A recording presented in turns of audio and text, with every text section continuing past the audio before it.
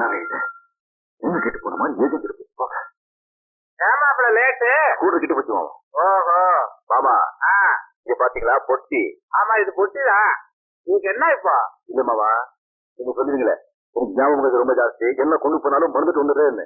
பாத்தீங்களா ஞாபகமா கொண்டு வந்துருக்கு. ஆமா காலையில டிஃபன் கொண்டு போனீங்களே கேரியர், அது என்னாச்சு? அதே மறந்துட்டு. ஏமாப்ல எதையாவது மறந்துட்டு வரணும்னு வேண்டுதலா?